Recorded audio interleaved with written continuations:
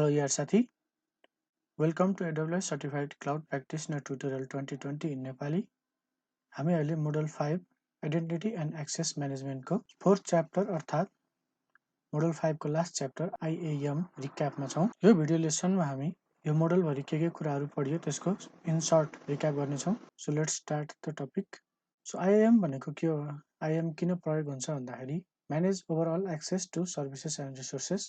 AWS अकाउन्टमा भएका सबै सर्भिसेसहरु अथवा रिसोर्सेसहरुलाई कसलाई प्रयोग गर्न दिने, कसलाई प्रयोग गर्न नदिने, कसलाई कुन रिसोर्सेस अथवा सर्भिसेसहरु एक्सेस गर्न दिने र कसलाई रेस्ट्रिक्ट गर्ने भन्ने IAM बाट डिफाइन हुन्छ र IAM ले म्यानेज गर्छ। To create users, roles and group and to assign policies and permission to them.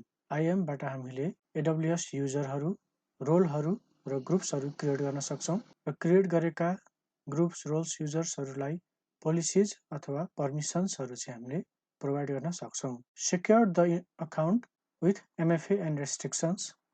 AWS अकाउन्टमा multi-factor अथेन्टिकेशन्सहरुको प्रयोग गर्ने र रेस्ट्रिक्सनहरु युजर अथवा रोल्स अथवा ग्रुपहरुलाई रेस्ट्रिक्सनहरु प्रोवाइड गर्ने पनि IAM बाट गर्न सकिन्छ। So IAM is global. हामीले यसको प्र्याक्टिकल लेसनमा पनि हेरेका थियौं कि IAM ग्लोबल हो। IAM मा कुनै पनि सेटिङहरु गरेको त्यो ग्लोबली नै कन्फिगर हुन्छ।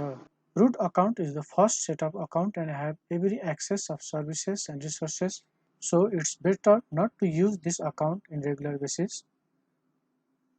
AWS account खोल्दाखेरि सबभन्दा पहिले जुन इमेलबाट खोलिएको थियो त्यो नि हाम्रो root account हो। Root account मा सबै प्रकारका सर्भिसेस र रिसोर्सेसहरुको एक्सेस हुन्छ। बिलिङहरु, इन्फर्मेसनहरु सबै root account मा हुन्छ। त्यसैले root account चाहिँ हामीले रेगुलर प्रयोगको लागि चाहिँ प्रयोग नगर्दा बेस्ट हुन्छ।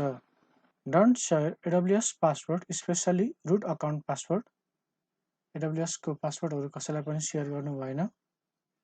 So always set MFA to AWS account. Multi-factor authentication हरु लागू गर्नु पर्यो अकाउन्टमा। Create strong password policy.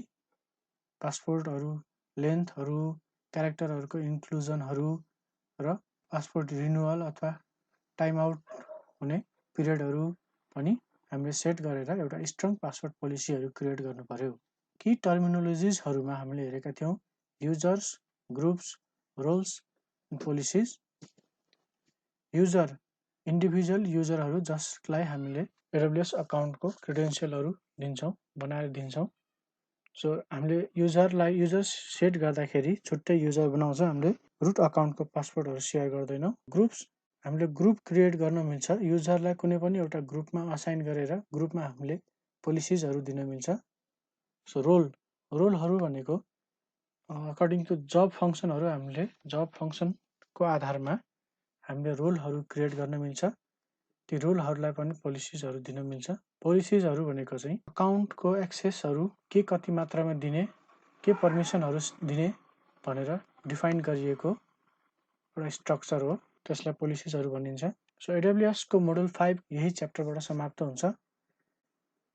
Please join me in the next segment of the AWS Certified Cloud Practitioner Tutorial 2020 and don't forget to like and subscribe to our channel if you want to learn more from us. Thank you.